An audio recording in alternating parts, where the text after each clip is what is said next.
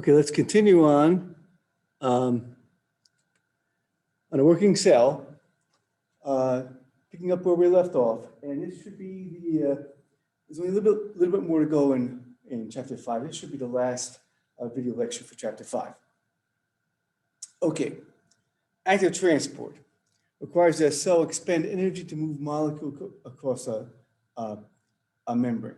Cellular energy, which is ATP, needed to do what? If you want to move molecules or ions against the concentration gradient now, from a region of low concentration to a region of high concentration, you have to use a pump. If you want to bring water from low up to high, you need a pump. If you're on top of a waterfall and the water is up here or down here, it falls all by itself. If you want to go in the other direction, you got to have a pump. And so it's essentially pumping things across the membrane. And that's called active transport. And remember, it's one of the major types of work we have to do to stay alive, that all the living things need to do to stay alive. So allow cells to maintain internal concentrations of small solutes that differ from environmental concentration. In other words, the outside of your cells have to have a higher sodium concentration than inside.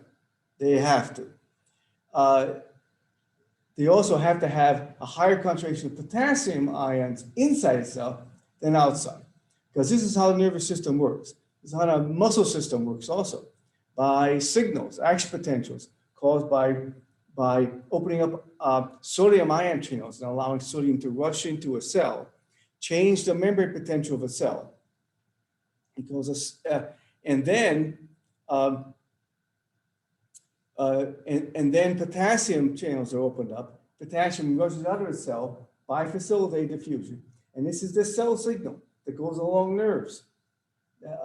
So it's absolutely critical that those ion concentrations, those disequilibria across the membrane, are maintained.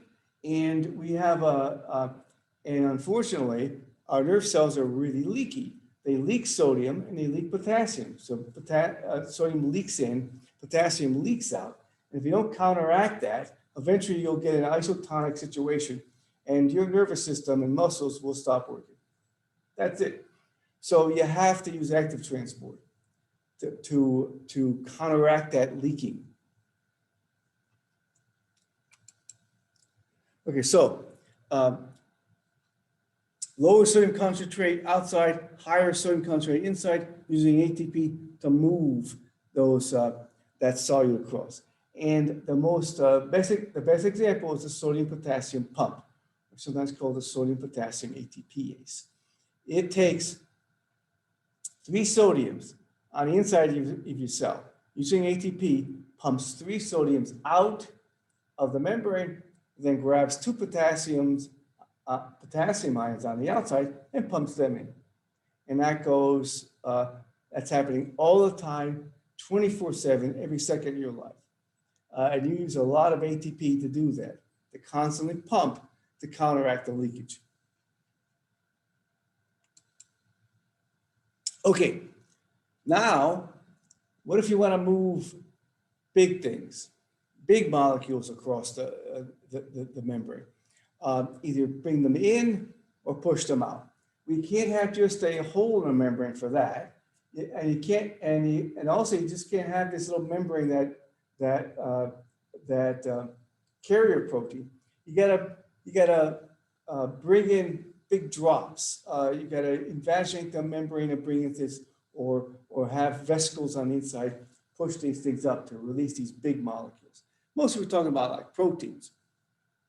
So exocytosis is the movement of materials out of the cytoplasm of a cell via membranous vesicles or vacuoles that fuse with the plasma membrane. And this is how nerve cells communicate with each other. You have chemical synapses. You have a presynaptic cell, and it's got all these vesicles, the synaptic vesicles that hold what's called a neurotransmitter. And then you have a postsynaptic cell here that's real close. And what happens is when a nerve signal comes down, it stimulates these synaptic vesicles to merge with the presynaptic membrane and push these molecules, these neurotransmitters, into what's called the synaptic cleft, the tiny space between these cells. These neurotransmitters diffuse across and bind to receptors in the postsynaptic cell, and they open up ion channels that allow ions to rush in to the postsynaptic cell and change the electrical behavior of the postsynaptic cell. That's exocytosis, pushing big molecules out by having these vesicles merge with the membrane. In endocytosis, exact opposite. You want to push big molecules, you want to bring big molecules in, all right? A cell takes in material via vesicles that bud inward. So, and one type of endocytosis is phagocytosis, cellular eating, where, and some of your white blood cells do this. A bacteria comes up to the cell, the nuclear membrane invaginates, and this bacteria falls into this invagination. The cell membrane closes around it and forms this vesicle that moves into the cell. The cell can put digestive enzymes into that vesicle and digest that bacteria and kill that bacteria. So a lot of your white blood cells are called phagocytic cells. So here's exocytosis, molecule to be exported in purple in a vesicle. Remember that vesicle membrane is exactly the same as the plasma membrane. It merges with the plasma membrane, opens up, and these molecules are expelled. Or endocytosis. These green molecules come in there. Sometimes they bind to receptors on the surface of the membrane, and that causes the cell membrane to invaginate. That's how you get LDLs inside cells, low density lipoproteins. It's called receptor-mediated endocytosis. It binds to receptors. Sometimes it doesn't bind to receptors, and we have phagocytosis, or also something called penocytosis, and that's cell drinking. So it actually, the cell can bring in drops of fluid by invaginating the cell membrane and putting that drop of fluid into a vesicle. And it comes into the cells here. It can open up, or you can put things in there and do all kinds of stuff. So that's endocytosis. And it's kind of an active process. It's certainly not a passive process, but it's not called active transport, but it is an active process. So it probably I'm sure it requires ATP. Okay, phospholipids, key ingredients of membranes, right? The cell membrane, the plasma membrane, these vesicular membranes, they're all phospholipid bilayers. Probably the first organic compounds are formed from chemical reactions on early Earth. And they self-assemble into simple membranes, all by themselves. So, you know, these organic molecules, these biological molecules can be formed by abiotic processes.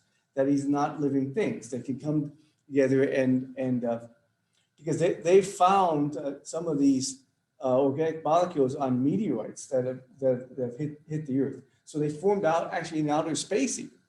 So these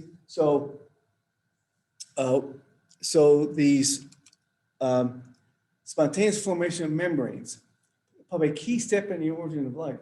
So you have these phospholipids that are made abiotically, and in water they form these little cell-like structures called mycelials, all by themselves, just because it's more stable. But the other thing you had to get was a nucleic acid. Now, and a nucleic acid that was somehow self-replicating. Now we don't know how that happened, but if you had these nucleic acids that are formed abiotically, and they hit into phospholipids that are formed abiotically, and the phospholipids form this little cellular mycel, this vesicle, and trap this nucleic acid inside of inside this proto cell, well, then you have a simple cell. If that nucleic acid was self-replicating somehow, you have a cell, and it was thought in a very early origin of life on Earth, there weren't any proteins. It was what's called an RNA world.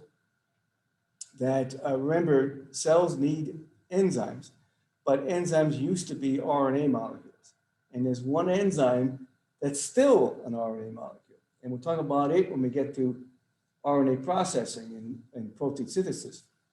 And it's thought that that it was an RNA world, and all the RNA performed the enzymatic functions, and you had these very simple primitive protocells that came to be more complicated as time went on, and actually somehow invented proteins, and proteins did enzymatic work even better than RNA. So the protein took over the enzymatic roles from RNA. So that's why I said, when the very first cells on Earth, they weren't bacteria.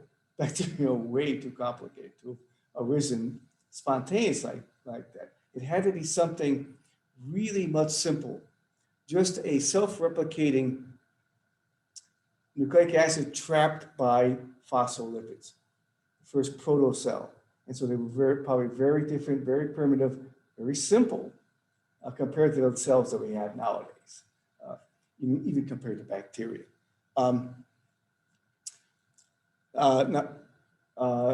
Now, how you can get a self-replicating nucleic acid, that's the tough part. They've been able to figure that out. But somehow it must have happened, or I think it happened. A lot of people think it's impossible. No way that could have happened. And we could have gotten life started even in a simple way back 3.5 billion years ago. But I think it probably happened. Be interesting if we could ever figure out, how it happened. If we could replicate it, figure out, how it happened. Anyway, I think that's it. Oh, no. So formation of membrane-enclosed collections of molecules has been a critical step in the evolution of the first cells. So you trap these molecules that were also abiotically made, including a nucleic acid. Then a plasma membrane that allows cells to regulate their chemical exchanges with the environment is a basic requirement for life.